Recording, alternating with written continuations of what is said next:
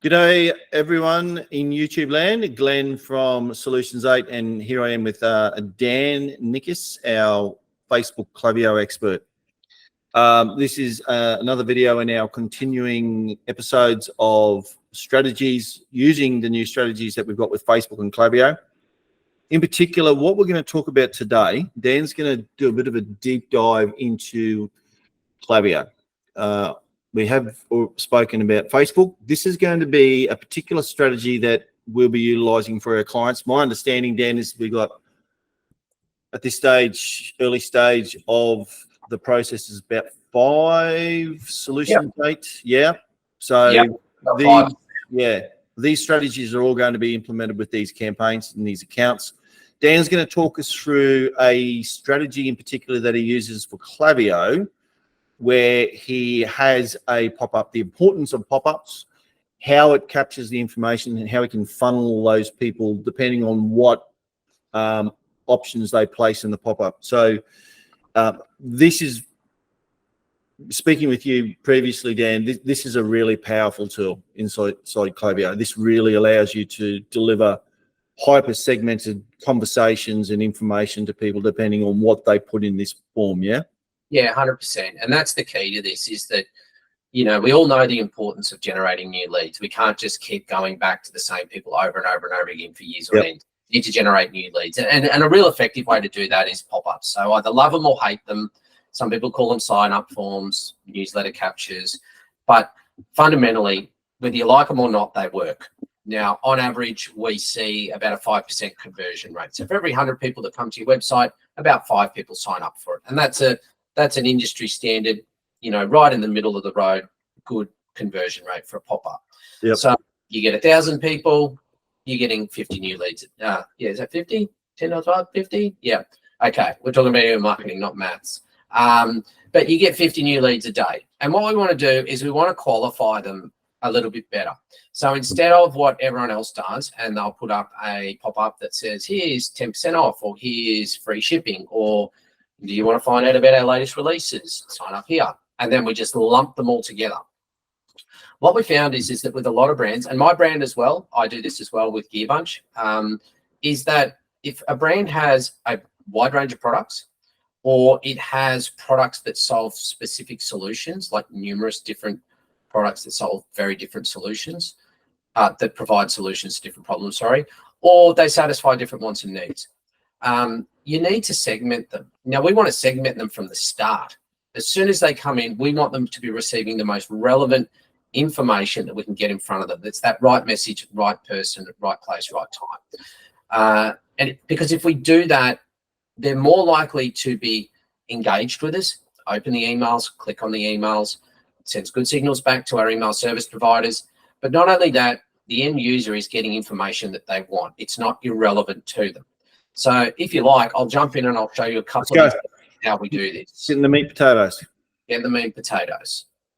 Okay, so this is a client we manage who have products that help relieve pain. But fundamentally, this is their pop-up. So we're in the back end of their account. This is their pop-up. I'm not going to worry about the steps in the process or any targeting behavior or anything like this. Let's just look at this as a site-wide pop-up. Now, people come here with very specific problems that they have in relation to their health. The 3 most common collections that they have are people that have back pain, foot and leg, so lower limb pain, and hand pain, or others. So when you look at their products, you can broadly divide them up into back, foot and leg, hand, or other pain relief products. Some are a bit more holistic, some are a bit, you know, for not more common pain problems. So we want to know from the start exactly what it is that that's brought them to this client's website for. We want to know what content's delivered to them so that they're getting relevant information about the products that are on offer. So what we do is we have these radio buttons that we've added in here. When someone clicks on it, selects back, and then clicks on, yes, I want 10% off. So it's just a generic offer. It's nothing out of the ordinary. They click on that, they go through to it. We add a custom tag to them. They get a custom property attached to their profile. Then what we do is, instead of them going into a flow and let's say they nominate they have back pain, they go into a flow that then talks about products that relieve hand pain. It's quite possible someone might have both, but generally they're looking to solve one particular problem when they come to the website. Yep. A hand pain relief product is not relevant to the person with back pain usually. Yep. We split up the automated flow. So when someone's added to the newsletter, which means they've filled in that sign-up form, we have a conditional split. I have pain in contains hand. Yes, then they'll go down the channel here that addresses all of the products or talks to all of the products that relieve hand pain. If the answer is no, we'll then ask another question of the conditional split. Does the pain contain foot and leg? Yes, same deal. They'll go down the foot and leg pain channel. If it's no, they'll go to back. Sorry, it'll then ask the conditional split question. You get the idea. Yep. So eventually we've got 4 specific channels where we can go to others, and they're fairly deep. We have about 5 emails in each. Yep. But instead of having 5 generic emails, we've got 5 specific emails for each of those pain types. Another example of where this is used well is another client we have that has pet products. Their pet products are divided up into dog and cat. They don't do geckos, Mexican fish, parrots, any of those sort of things. It's dog and cats. So we ask them, I have dog, cat, or both, because people can have both. Again, same deal. Once they click on here and they submit their details, they then have custom property attached to them. We then talk to them. Do you have a dog? Yes, no. All right, you go down here. Or do you have both? You'll get a combination of cat and dog products in here. You'll get cat only down this channel, dog only down this channel. This is then really relevant when we have new products coming out. And this is the same in all of these cases. But let's say we've got a new trending dog product that's come out. If a person's indicated to us that they don't have a dog, they only have a cat, well, the chances that they're being interested in it are pretty slim, because they've already told us they don't have a dog. They've only got a cat. They don't have both. We would segment and only send that new dog-related product to the people who said, I've got a dog or I've got both. If we sent it to the cat people, there is a high chance that they will not be interested. In fact, they could mark us as spam, or they can unsubscribe, which is not what we want, because we have other good information that we could send to them on the subject or the pet that they've already told us that they have. Sure. Same applies for pain. The other way to do this as well is we take it a step back, and we use quizzes on my website to generate leads by helping people navigate through our range of products. Now, as I said, I've got gearbunch.com, and I don't mind if you come and have a look at this and go through it. But fundamentally, we have a big range of products. We've got lots of different leggings or bottoms that we can sell. We've got sports bras, we've got new arrivals.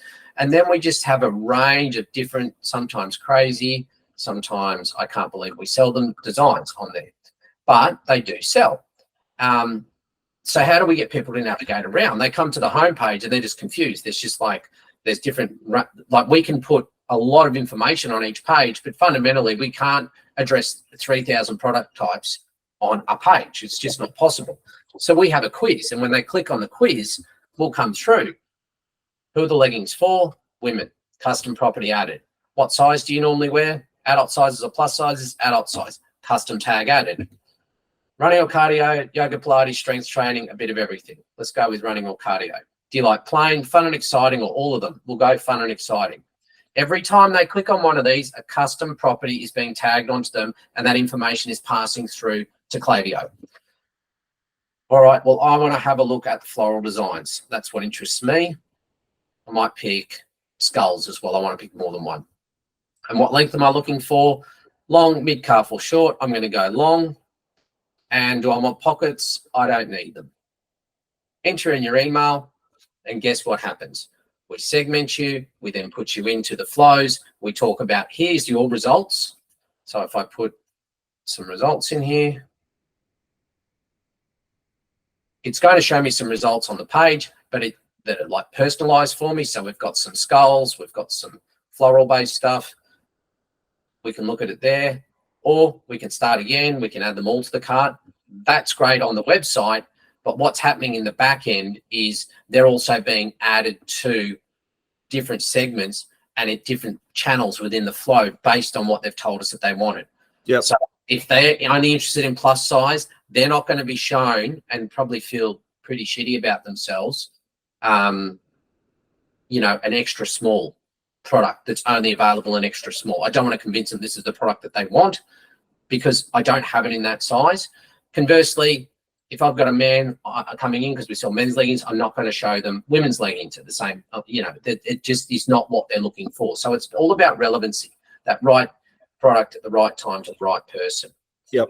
And that's the way that we work it. So, and from what my understanding is that the clients that you're currently building out with Solutions 8, you're doing something very similar to this. You're doing hyper segmentation depending on like with your pop-ups. I don't know if you haven't done a quiz yet, but I'm presuming that eventually you'll get down that track. It will, yeah. So because it's only a new service with Solutions 8, everyone that we've had is either in the build-out stage or in their first month. We only really kicked this off at the beginning of the year. So they're either in that build-out, which takes us, 2 to 4 weeks to do, depending on the complexity of the build-out.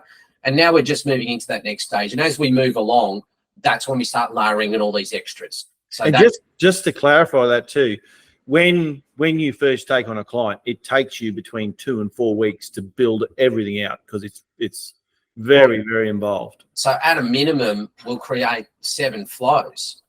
And what you can see is that each of those flows has between 5 to 7 emails in it.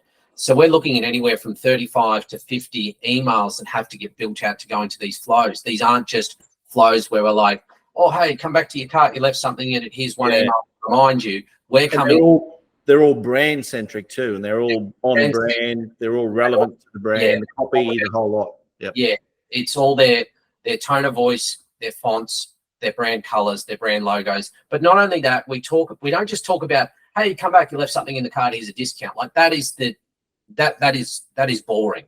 That's not the motivator for every person. That's not the reason why every person hasn't bought. It might not be that I want to save myself 10% or I want to get $10 off or I want free shipping. Yeah, sure, they motivate some people, but not everyone. It might be they just don't know enough about the brand. We haven't created enough trust with them. So we'll talk about unique selling propositions about the products that we have. Why is this better than other products that are out there? We'll talk about the background of the brand. We'll talk about payment options. We'll talk about social proof. We'll show you all the reviews we have. We'll tell you how long we've been in business for. We'll have backgrounds about, oh, here's our production facility. Here's us sending something out. Here's another happy customer. So all those things that create touch points that are different motivators for people at different stages of that buyer's journey. And creates trust as well.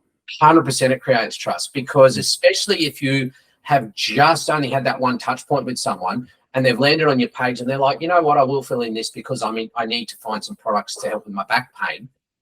It might be the first time they've ever been to your website.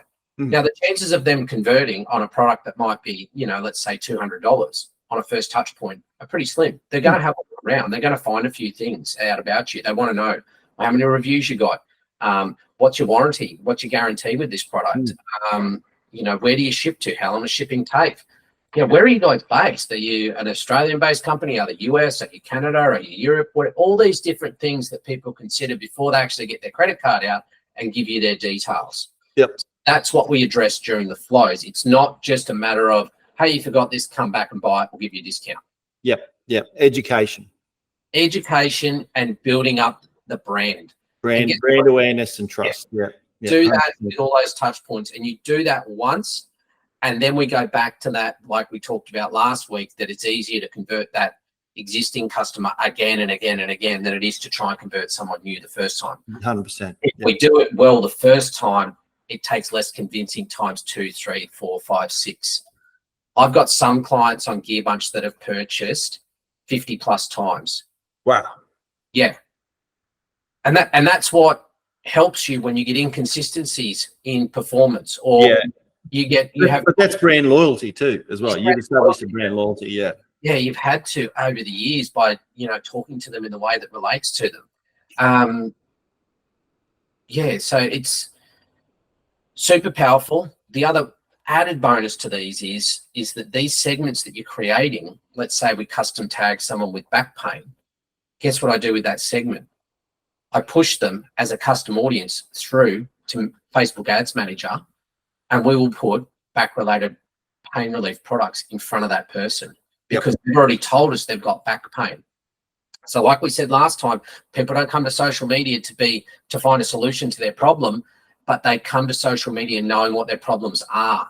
And then all of a sudden, a solution pops up again in front of them, and it's already us who they're filled in their form, filled in the pop-up for on the website. Now, all of a sudden we're on Facebook and we're showing them more products. How relevant is that to the user?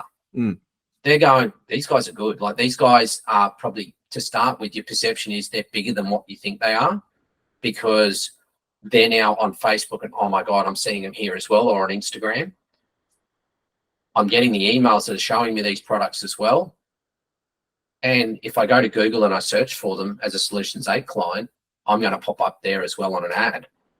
So we've got this omnipresence everywhere. So that again builds trust, because rightly or wrongly, when people see us everywhere online and they feel like they can't go anywhere online without seeing us, they don't know the nuances of you're being retargeted or remarketed to. They just think that you're an exceptionally large company with a really good marketing strategy behind it, and they, everywhere they go, we are. They think everyone's seeing the same things. Yep. They don't know that it's tailored just to them. Nice. You like that one? I do, mate. It's very cool. It is very cool. Even though I knew you were doing it, it was still very good. Yeah, I'm glad. I like that. That's my goals coming onto these calls, is to just try and impress you, Glenn. Thank you, Dan. Yeah. Look, mate, this was going to be a short one anyway today. We just wanted to drill into a specific thing, and this is going to be the goals of the videos each week. Is we want to pick a particular facet of the services that Dan's doing with Facebook and Klaviyo. Pick it out, chunk it up, give you a highlight, let you know that these are the options that are available. This is the strategy that's being employed. And I'll go one step further and backbone on what you're talking about. Once you have an audience that's over 1,000, we can then import that same Klaviyo audience into a remarketing list and do a display or YouTube remarketing. So using a tag in your feeds that is just for the back pain products. That's right. You're going to see. Yep. So yeah, mate, very cool. Very cool. Great strategy. We'll have something for everyone next week as well. Thanks for watching. Again, if anyone is interested, wants to get an audit, wants Dan to have a look at their Facebook accounts, wants to have a look at the Klaviyo, their email, it's all completely free. Solutions 8 is doing all this as a service offering for all existing and new clients as well. So if you've got any inquiries or you're interested, feel free to reach out. Yep. Looking forward to chatting with anyone who wants a bit of a hand. Thanks, Dan. All right.